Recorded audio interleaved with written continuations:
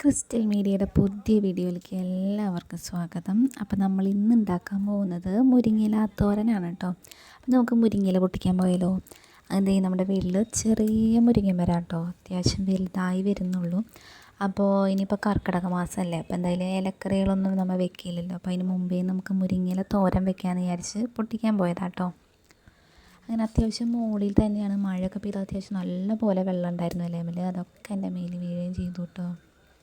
ഏതായാലും നമുക്ക് ആവശ്യമുള്ള ഇല പൊട്ടിച്ചെടുക്കാം. കുറേ കേടും വരുന്നുണ്ട് നമ്മുടെ ഇലയിൽ, അപ്പോൾ അത്യാവശ്യം കുറേ പൊട്ടിച്ചാലേ നമുക്ക് കറിക്കുള്ളത് കിട്ടുള്ളൂ. താഴെ തന്നെ ഉള്ള കാരണം നമുക്ക് അത്യാവശ്യം കൈ കൊണ്ട് തന്നെ പൊട്ടിച്ചെടുക്കാം.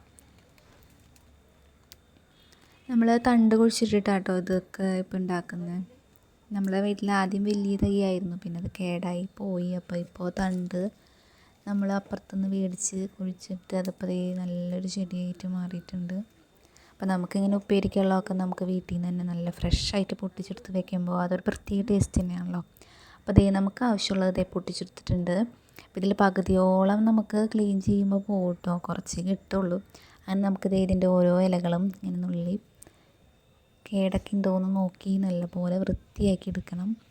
അപ്പം നമുക്ക് ആദ്യം തന്നെ തണ്ടുകളാക്കി ഇങ്ങനെ ഊരിയിടുക. അതിന് ശേഷം ഓരോന്നും വീണ്ടും ഇലകളാക്കി മാറ്റാം. അങ്ങനെ ഇലകൾ ക്ലീൻ ചെയ്യലാണ് ഇതിൻ്റെ ഒരു പ്രധാനപ്പെട്ട പണി.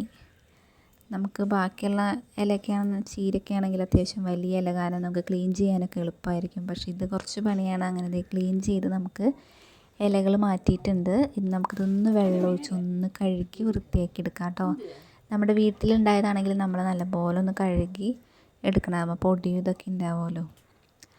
അങ്ങനെ നല്ലപോലെ കഴുകി എടുത്തിട്ടുണ്ട്. ഇനി നമുക്ക് മുരിങ്ങയില കാച്ചാം. അപ്പോൾ ചീനച്ചട്ടിയിലേക്ക് കുറച്ച് കടുക് പൊട്ടിച്ചിട്ട് നമുക്ക് ആവശ്യത്തിനുള്ള ഉള്ളി അരിഞ്ഞിട്ട് കൊടുക്കാം. വേപ്പിലിടുന്നവർക്കും വേപ്പിലിട്ട് കൊടുക്കാം കേട്ടോ. ഇനി നല്ലപോലെ ഉള്ളി ഒന്ന് മൂക്കുന്നവരെ നല്ലപോലെ ഒന്ന് ഇളക്കിക്കൊണ്ടിരിക്കുക കേട്ടോ. അത്യാവശ്യം ഒരു നല്ലൊരു ബ്രൗൺ നിറമാകുമ്പോൾ വരെ നമുക്ക് ഇളക്കിക്കൊണ്ടിരിക്കാം.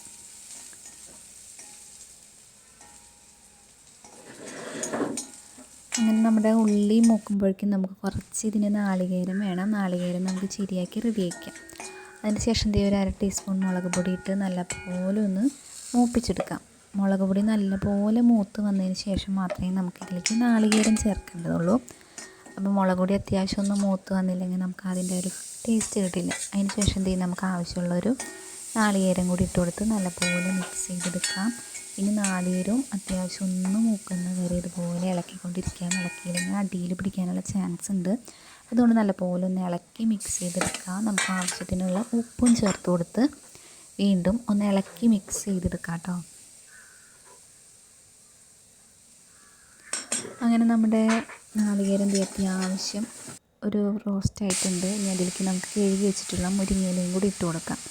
അതിന് ശേഷം വീണ്ടും നല്ലപോലെ ഒന്ന് മിക്സ് ചെയ്തെടുക്കാം. ആ ഇലയെന്ന് ശരിക്കും അതിൻ്റെ എരിവും ഉപ്പൊക്കെ പിടിക്കുന്ന വരെ നല്ലപോലെ ഒന്ന് ഇളക്കി മിക്സ് ചെയ്തതിന് ശേഷം കുറച്ച് നേരം ഒന്ന് മൂടി വെച്ചും വേവിക്കണം കേട്ടോ. നമ്മൾ മുരിങ്ങയിലയിൽ ഇപ്പോൾ ചിലവർ മുട്ടയൊക്കെ പൊട്ടിച്ച് വെച്ച് അങ്ങനെയും റെഡിയാക്കുന്നുണ്ട്, ആ ഒരു കയ്പ്പൊക്കെ മാറാൻ വേണ്ടി. പക്ഷേ നമ്മുടെ ഇവിടുത്തെ ഇലയ്ക്ക് ഈ കയ്പ്പെന്ന് പറയുന്ന സാധനമേ ഇല്ല കേട്ടോ.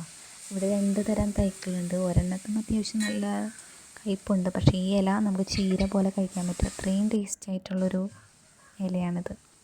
അങ്ങനെ നല്ലപോലെ മിക്സ് ചെയ്തെടുത്തിട്ടുണ്ട്. നമുക്ക് കുറച്ച് നേരം ഒന്ന് മൂടി വെച്ചും വേവിക്കണം കേട്ടോ. അപ്പോൾ ശരിക്കായ ഇലയൊക്കെ ഒന്ന് വാടി വരുള്ളൂ. അങ്ങനെ നമുക്കൊന്ന് മൂടി വെച്ച് ഒരു 5 മിനിറ്റ് വേവിച്ചെടുക്കാം. അതിനിടയിൽ ഒന്ന് ഇളക്കി മിക്സ് ചെയ്ത് കൊടുക്കാം. അങ്ങനെ നമ്മുടെ മുരിങ്ങയില വളരെ എളുപ്പത്തിൽ നമുക്ക് തയ്യാറാക്കാൻ പറ്റുന്നൊരു ഇതാണ്. നമുക്ക് ആ ഒരു ക്ലീൻ ചെയ്യേണ്ട ആ ഒരു പണി മാത്രമേ നമ്മുടെ മുരിങ്ങയിലുള്ളൂ. അപ്പോൾ എല്ലാവർക്കും ഇഷ്ടപ്പെട്ട സപ്പോർട്ട് ചെയ്യണേ.